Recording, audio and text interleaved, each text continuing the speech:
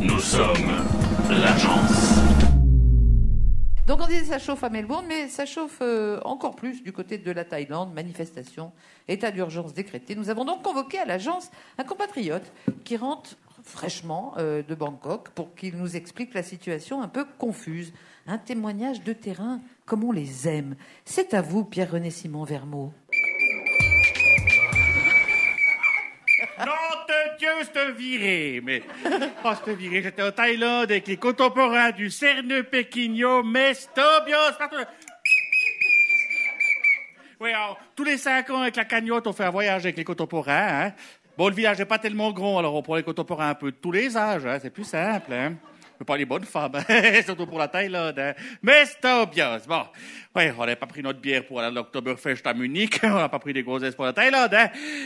Tu restes avec les contemporains, hein, on a toujours dit, hein, ce qui se passe en Thaïlande reste en Thaïlande, hein.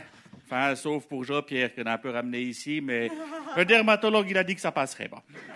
Non, mais je rigole, on est surtout allé en Thaïlande pour visiter les temples, et puis les paysages, comme vous savez, le riz, le Mekong, Pattaya, patati, patata, papaya, salade, puis tout ça, hein. Non, pour bien vraiment connaître la culture du pays, parler avec les indigènes, marchander, tout ça, hein, Donc, on a pris un all-inclusive à Phuket, juste au bord de la plage, avec la piscine, puis la discothèque dans l'hôtel, comme si on est quitte de sortir, c'est pas dangereux. Puis on a tout payé avec la cagnotte, hein, donc tout était payé, bon, sauf les petits extras, les massages body, happy ending, tout ça. Mais c'est bien. Bref, à peine débarqué de l'avion à Bangkok, voilà pas qu'on tombe en pleine dans les manifs politiques. Or, Jack, moi, que j'aime pas tellement la politique, hein, faut me comprendre, je suis neuchâtelois.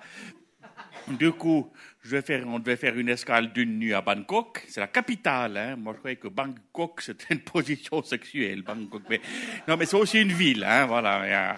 Donc, voilà pas que notre hôtel, il est en plein milieu des manifestations. Mais c'est ambiance. De coup, il y a eu l'état d'urgence. Impossible de quitter l'hôtel.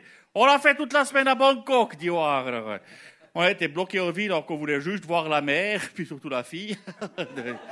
Bon, Jean-Pierre, il a dit qu'il a vu les deux pour le prix d'une, mais il se vote toujours. Hein, grande gueule, petite, c'est quoi qu'il a dit? Petite vérole, il a dit, le dermatologue, je crois. Bref, l'état d'urgence, comme Jean-Pierre, qui était en état d'urgence de WC à cause de la bouffe, il a dit, le gastrologue. Bon, au début, j'ai pas bien compris ce qu'ils voulaient les manifestants. Là, ils veulent que le gouvernement change. Hein. Alors, le gouvernement, il a dit, OK, on fait des élections le 2 février. Mais les manifestants, ils veulent pas d'élection parce que c'est toujours l'autre parti qui gagne, parce qu'il est majoritaire, l'autre parti. Alors, bon, il est majoritaire parce qu'il paye les électeurs avec l'argent public, mais ça, c'est l'avantage quand on est au pouvoir, hein. Mais les manifs, il y avait une ambiance, je dis. Alors, les manifestants, ils veulent que le gouvernement démissionne, et que ce soit eux qui désignent un gouvernement non élu. Puis que peut-être après, ils feront des autres élections, quand ils seront sûrs de pouvoir gagner. Mais en attendant, ils sont pas trop pour la démocratie, ils sont ultra-royalistes, les manifestants. Mais le roi, il dit rien, parce qu'à son âge, je suis pas sûr qu'il comprenne tout. Bref. C'est un peu, si vous voulez, comme si chez nous, disons que l'UDC, il voudrait prendre le pouvoir à Berne, mais sans votation, que ce serait le roi de Suisse qui déciderait. Bon, en Suisse, on n'a pas droit, alors ça paraît compliqué, hein. Il faudrait un gars que tout le monde connaît, qui porte un uniforme de majorette, puis ça pourrait... Bon, mais Freddy Knie nommerait un cheval comme Premier ministre, en plus, alors ça irait pas, donc... Je ne sais pas si je suis clair avec ces partis. C'est clair pour vous, cette politique thaïlandaise? Pour clarifier, c'est surtout une question de couleur, hein. Parce que vous vous rappelez, en 2006, il y avait les chemises rouges qu'on foutu dehors, les jaunes, hein, les chemises jaunes, hein, parce que les jaunes, il y en reste pas mal là-bas.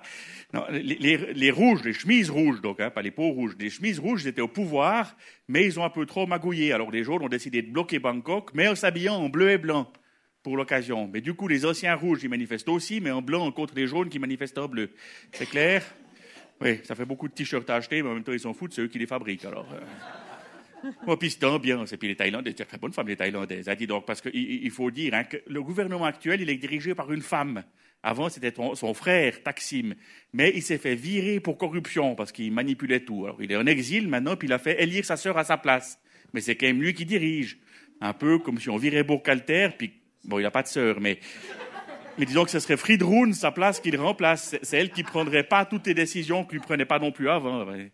Bref, ils se sont fait avoir, les Thaïlandais. En fait, ils en ont élu une, puis en fait, c'est un qui dirige. Bon, ça arrive souvent en Thaïlande. Hein. Tu crois que c'en est une, puis c'en est un. Demandez à Jean-Pierre.